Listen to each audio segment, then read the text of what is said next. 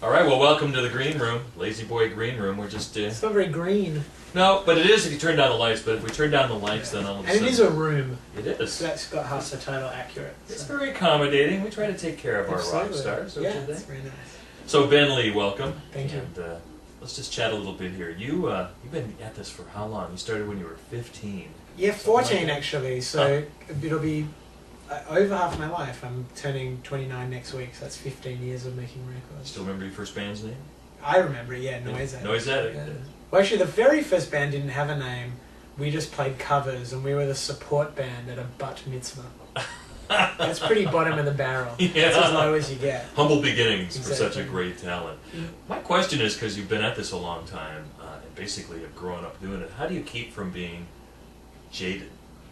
Because you're not. You're still very enthusiastic about the music. Well, I'd say there's two things. Number one is being a fan. I think that's really important. I mean, recently I just did this project on, just put it up on my website where I covered the entire album New Wave by the band Against Me, because I loved the record. And that was a way of just staying connected to my experience of being a fan, and that is very primary to why I started making music. It's that was the catalyst, just loving music that much. So that's a big part of it. And then the other thing is, I think for me, music for me is not just something I do for fun. It's my way of the small thing I can add as a service to the world, I mean, I think we're all looking for something we can do to kind of make the world a better place, right? To make people happy, to give people courage, whatever, the way we do our jobs. So for me, I focus on music as like, it's my offering, it's my prayer. So I think that's another way that it keeps me sort of grounded and stops me becoming cynical. Let's dig into that Against Me project, because that's pretty unique. So you actually took every song on their album and redid it in your own style, or faithfully to their style? No, I just did it. Me and Nick, who plays with me, we recorded just sort of acoustic versions. They're a sort of a hardcore punk band, but when I listened to it, I just heard these pop songs. So I wanted to sort of just explore them as that, and really, I love the album. It's not like I was trying to better it or something. I just, it's like, sometimes I hear music and it's not enough to enjoy it from the outside. I want to be part of it. Right. And I think a lot of musicians feel that that's why you cover songs, because you want the experience of being inside a song. And that's what I had with that record. And that's up on your website? Yeah, on my MySpace or my website. Right on. So let's talk a little bit about, I know last time you were here, it was Catch My Disease was the song, and that had just been tagged by Dell Computers. And you had the line for me of the year when I asked you, aren't you worried that Catch My Disease is going to become known more as a Dell computer commercial as opposed to the song that you intended? And you looked right at me and went, yeah, worry all the way to the bank. And I went, right on, that's pretty cool. Yeah, I think one of the biggest honors as a songwriter is to have your music precede you, So a lot of the opportunities I've had with getting my songs out there, I think now more people are aware of my music than they are of me. And that's really cool, because it means that the reason they're getting into it is not because of hype and celebrity and image and stuff. It's just the songs. Yep. So I look for any opportunity to kind of share the songs and let them out there. And the other side of it is that I do think people are too uptight about ambition and wanting to make money. And, I've been making records for 15 years through some very skint periods and some affluent periods, and some periods where a lot of people bought my records and periods where people didn't. And none of it changed it. I just kept making music. So I've already proven my own credibility to myself, Now it's like, why not get paid if you can? Absolutely. And maybe it'll smooth out the next bit where people aren't buying your records, And I love it because you continue it right through the new album, Ripe, the song American Television. So you understand ABC is tagged as their new promo theme, right? Well, it's kind of, the modern world, it's different. It's not like when I was growing up, when it was about, are you going to sell out or are you not? I mean, we're looking at a radically different means and mechanism of sharing art in pop culture. And it's very much like, if you make something, you got to put it out there as part of the system, because that's how people are getting their music. So I really welcome all those opportunities. One thing that's always made me wonder is, maybe you can give us a glimpse into the hidden pipeline, the way it works. ABC TV is using your song American Television from an album that isn't even out. It comes out September 18th. So who are these guys that are so in touch with the music scene that they know about songs even before they're released, and they can turn them into commercials, and do they come to you, or do you it's go to them? both sides of it. You know, for record labels, that's something they want.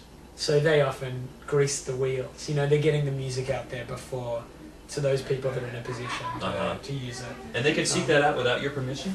Well, the label, I'm happy for them to do it. Okay. I'm happy for them to do it. But also, I mean, I think the people more and more so who work at labels and at advertising companies, music supervisors for films and TV shows, they are pretty tapped in. I think, you know, you watch shows now like Grey's Anatomy and, you know, a few years ago the OC and stuff, and I mean, they really prided themselves on a certain kind of reliability and credibility within what was going on musically. So I think they do. These shows and these companies are hiring younger, hipper people who keep their ear to the ground. And I mean, anyone who has a computer now gets their music before records come out. You know, most of my fans on my website had my record 2 months ago. So it's just sort of accepted now. Now it's like as soon as you're finished, it's out there. The business has changed so much. You're lucky if you keep your record a secret until you finish it. I know. Yeah. Point well taken. So the new album, Ripe. Let's talk a little bit about what is inside that, because you have some interesting people on the record. Rooney is helping you out. And you do a duet with Mandy Moore. How did that relationship come around? Well, it really just came about because I went to her show in LA. She worked with the same producer, John Alasia.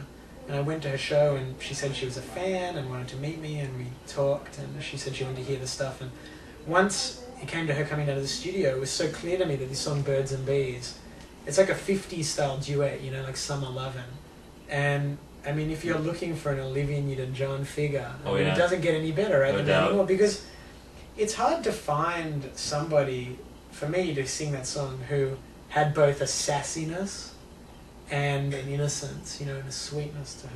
And Mandy has that. What do you think? Is Mandy going to be able to rise above the pop beginnings, the whole pop teen idol thing? Is she gonna make a serious run for it? I mean, Mandy's one of those people that I wouldn't ever underestimate. I think Mandy will achieve whatever Mandy wants to achieve. You know? She's because she's the mixture of being a hard worker, really talented, and a good person people want to work with. So I think, I mean, you know, a lot of my career has been about realizing, oh, there are no rules. You know, all the rules, all the people standing at the gate saying you can do this, you can't do this, that's their own ego trip, you know? Like, if you want to change your life, if you want to make something happen, if you want to go on a creative journey, you can do it. You got to be willing to sort of step outside what's known.